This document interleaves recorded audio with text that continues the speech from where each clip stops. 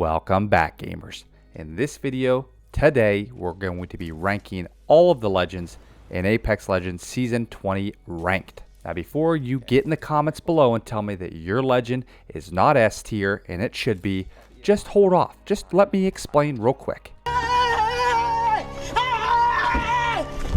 While I think most of the legends are very viable this season, you still have to remember their main kit is always going to be a priority. Yes, some of them were buffed through the perk system, some were not, but still their main kit is going to attribute whether that legend is going to be the best legend this season for you. As a reminder, we've already covered every single legend's perks and which ones you should choose. I'll post that video at the top right of the screen if you want to hit that. Otherwise, we're just going to run through all of the legends and which ones are the best and which ones are the stinkers. First up in the D tier is our boy Seer. He's sat there for the past couple of seasons. We know everyone played him early to start the season, but to be fair with you, he just didn't get much better. There's several legends that just simply did not get enough in the perk system to make him worth playing, and Seer's a part of that list. His tack and alt range got a little bit further, and he did get a scan duration of 1.5 second increase, but to be fair with you, he's still just not that good. And definitely all of the legends in this video, you have to remember I'm going off of ranked, and the playstyle is mildly aggressive, so any legend that has a more aggressive playstyle is most likely going to be ranked higher on that list. But as I said, Seer remains in the D tier. Next up on the list, Ballistic. Again, another legend that just did not seem to get the perk system right, and it was already a very weak legend. His level 2 evo is terrible, and his level 3 basically just increases the range of his ultimate for his teammates, and with digis being removed from SMGs, so you can't run the alternator with a digi anymore on it, it's just not that great. Again, you may be able to play him in pubs, but in ranked, he just does not have the kit that other legends have. Next up, Vantage. Now, listen, before anyone harasses me, I am a primary big-time sniper in this game. I want Vantage to work so badly, but her kit is just still way too sloppy. Her perk system also does not provide a lot, but again, her main kit is just still way too bad. Her ultimate is still mildly situational at times. Really early game it's okay. When it comes to late game, it's just not strong, and her tact is still just so unreliable and so clunky. I don't know what they can do to fix her, but I really think that this legend has a lot of opportunity. I hope the day comes when we can take her out of the D tier, but right now she's going to stay there all relaxed just like she should be. Last up on the D tier is going to be our boy Mirage. Now listen, it's not just because I'm a Mirage hater, and you could say I am. That's fine, go ahead, say it. Again, another legend who's very situational, but I just don't think ever brings enough to a team environment to make him worth picking. Yes, I think his perk system is great. I think they were huge upgrades for him. I just still don't think this legend provides enough team utility to be out of the D tier. He's staying there, and I hope he stays there forever. In fact, they can just delete this guy. Next up on the list is the C tier. Our first one, Valkyrie. Her perk system, I think, was pretty strong, but again, her main kit is what we're really judging off of, and I just still don't think there's a whole lot there that really makes her great overall. She did receive some perk upgrades. Again, her jetpack fuels, there's more. She goes a little bit higher on her ultimate, but again, I just don't think, based on the speed of how Apex Legends is right now, she just is the primary pick. I think she still could be picked pretty well. I just don't think she's better than the rest of the legends above her in the B and S tier. This is my one legend, Crypto, who I just really can't tell yet. While I don't play him and most of the teammates I play with don't play him, I have seen him being played a lot and well. He had a huge upgrade to his perk system with the range of his drone, as well as pulling his drone out quicker, scanning instantly with the drone. So I think there is a play for him for sure. I think you will see him played a little bit more in ALGS. This kind of is my questionable pick. He could be great. He may not be. We'll see what happens. I am curious to get in some games and play with him myself, so we will see. But for now, I still think he's a viable legend. Just not sure he's better than some of the other ones. Next up, our boy Gibby. Well, I thought Gibby would be really good this season. I'm just still not seeing him picked a lot. I think his perk system's okay. Smaller bubble, bigger bubble, lasting longer bubble. Just still don't think those are too impactful to change his main kit. Again, I think if shotguns come back and SMGs take a kind of back end, we could see more Gibby play, but right now I just still think there are better defensive legends to play, and I just don't think his ultimate is still as good as it used to be. Next up, we have Ash, another legend. They got a huge amount of upgrades to the perk system. You basically have, a little bit more knowledge on her passive and her ultimate now has 2 opportunities for you to snare them for longer, and her attack gets an additional charge. I've seen people make some really sick plays with this. I am curious as to whether they can fine tune her passive a little bit more, but overall still think a huge upgrade for this legend. Rampart's another legend that I think just didn't get a whole lot of upgrades to the perk system. You have a little better handling with her ultimate now. You have a little bit better with the wind up time. You can reduce her ultimate with the first perk. Again, a very strong legend to start with. I think she is probably the weakest controller legend, but I still think if you pair her with the right legends around her, she still can be very strong. I think once you get a little bit to the higher ranks, you'll also see her played a little bit more just because there are teams waiting to win the game, and I think she still has a huge opportunity in those windows. The last legend in the C tier is going to be Newcastle. While again, his perk system was very underwhelming, I don't really think there's a whole lot more of his kit that's really changed. You can res people with a little more health.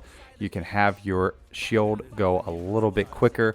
But again, just don't think in the current meta with how fast-paced it is, he just makes himself as a top pick right now. I do think he still has a lot of potential, and the Newcastle people that play him really at a high level will continue to do well with him. I just don't think that he has the exact kit yet to make him one of the strongest legends. First up in the B tier is going to be Watson. Watson's always been a very strong legend for a small set of individuals. The people that can play Watson at high level will continue to do very well this season with Watson. The amount of survivability and defense that she provides to a team is exceptionally well, and I think paired with the right legends, this really could be an S tier team with Watson in the mix. I think we'll continue to see her played a lot. The double pylon is a big deal, so I think there's huge plays for her. I'm excited to see how she continues to roll out this season. Next up, we have Catalyst. Her perk system brought back her 1 additional spike, and her ultimate range is exceptionally long now. Still a very strong legend. Her kit doesn't have a whole lot of different systems within her perks, but again, I don't think she ever was a very rough legend to begin with. I think she was built very well. I think we'll still continue to see her, and basically that wall, when you do see it, it's enormous, and so she still provides a whole lot of utility to her team. We keep her on the B tier. Next up, we got Fuse. While I think we could have done a little bit better to put him higher on the list, most of his abilities to the perk system are really defensive abilities to someone that is throwing a ton of damage out. Still find him to be very strong. Again, we're kind of in a meta that's very aggressive, and so that makes him a very strong pick for that reason alone. I would have liked to see his perk system have a little bit more detail around the mother load. Maybe he can walk through it and take no damage. There's other plays we could have made with him, but I still think he's a very strong legend paired with the right co-legends in a team. Next up on the B tier, Caustic. Again, a legend that went through some reworks, and he's incredibly strong. You now can heal through his gas. You can throw his gas further. You can reduce the cooldown on his gas. Very strong legend. Again, I think paired with great teammates, and I think at a higher rank, this legend becomes very good at being either very aggressive or when needed to be, being very defensive. I think this legend makes it towards the S tier by the end of the season. He's one of the picks that I think will happen. Next up, my boy Bloodhound. And unfortunately, I still think he's a B tier, but his perk system was very sloppy. They took his Raven scan and reducing your ultimate and giving back your tactical and put that in the perk system, so that was almost less of a buff and a nerf in my opinion. His level 2 perk is also somewhat weak. You can scan and get the stilled image for 2 seconds or gain HP off of a knock. But I think the reason why Bloodhound is still very strong is the digi has been removed, and so this does allow this vision through smokes to be a little bit better for you.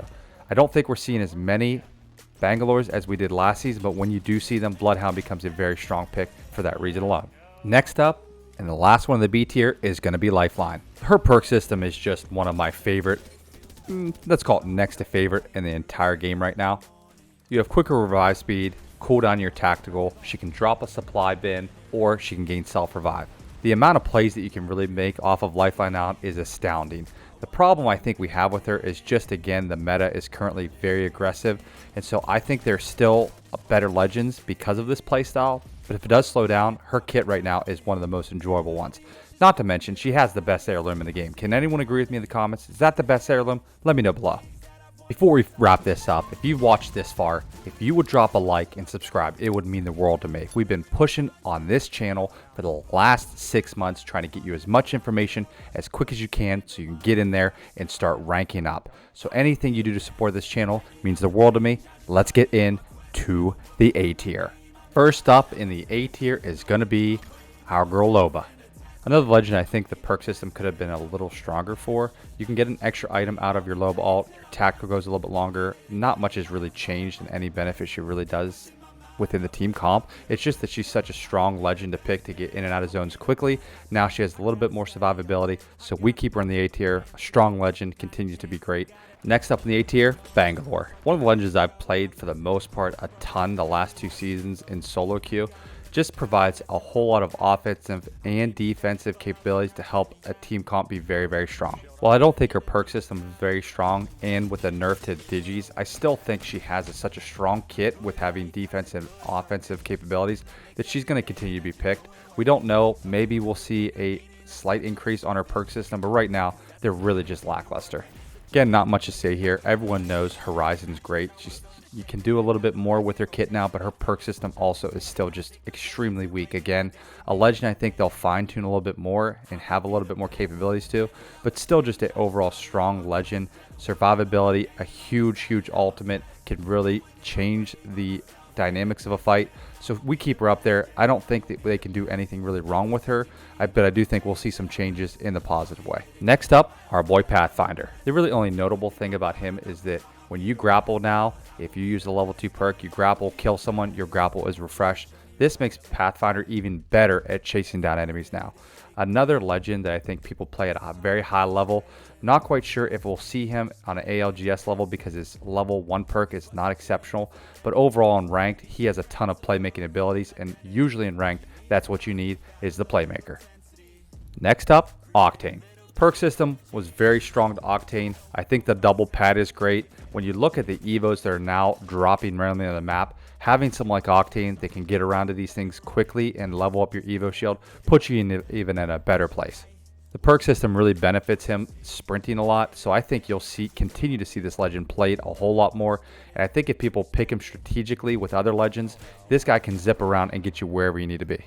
Last up in the A tier is the person I've been playing the most, who I've had the most fun with and think has the greatest kit, Mad Maggie. To be fair, I never played Mad Maggie a whole lot until this season, but I'm telling you, if they change nothing with her, I will be playing her almost every single day.